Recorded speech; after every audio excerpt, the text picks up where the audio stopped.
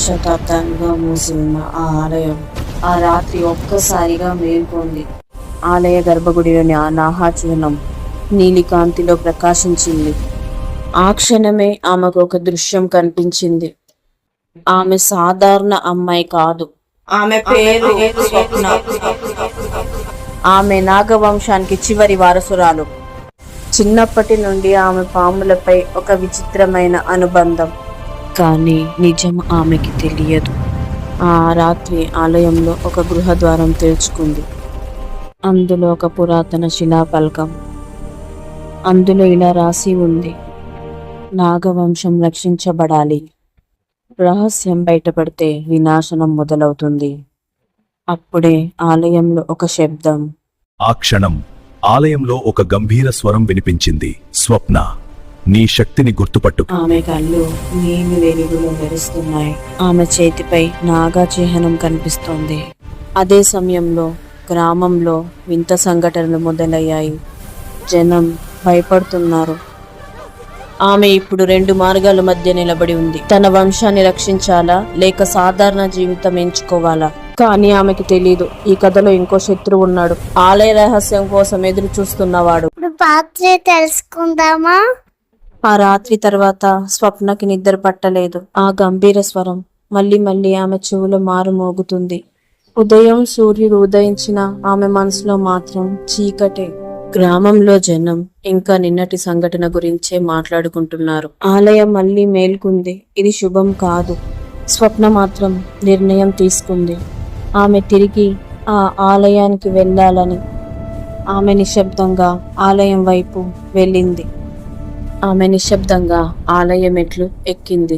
గర్భగుడిలో నిన్నటి నీలికాంతి ఇంకా మిగిలే ఉంది. గర్భగుడి వెనుక గోడ పగిలి ఒక రహస్య మార్గం కనిపించింది.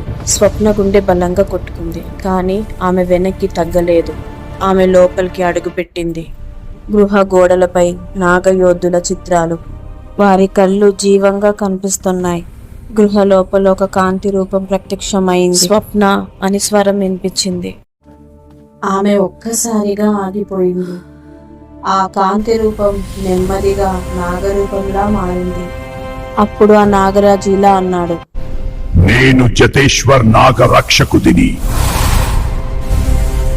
ఆమె భయంతో ఇలా అడిగింది: ఇది కళ లేక నిజమా? జటేశ్వర్ సమాధానం ఇచ్చాడు: నీ రక్తంలో ప్రవహిస్తున్న శక్తి నిజం. నువ్వు నాగవంశానికి చివరి వారసురాలు. స్వప్న కళ్ళల్లో షాక్. కానీ లోపల ఆమెకు ఏదో ఇది నిజమే అనిపిస్తుంది. జటేశ్వర్ మెల్లగా ఇలా అన్నాడు: నీ మెలుకోలుపు ఒక సంకేతం. అది వినగలి నీ శత్రువులు కూడా మెలుకొని యుద్ధానికి సిద్ధవుతారు. గృహలో గాలి ఒక్కసారిగా చల్లబడింది. గ్రామం బయట ఉన్న పాత కోటలో చీకట్లో ఒక దీపం మాత్రమే వెలుగుతోంది. ఒక ముసుగు ధరించిన మనిషి పురాతన గ్రంథం తెరిచి చదువుతున్నాడు. అతని కళ్ళల్లో క్రూరమైన మెరుపు. అతను ఒక నల్ల రాతి నాగా చిహ్నాన్ని తాకాడు. చివరి వారసురాలు బయటపడింది.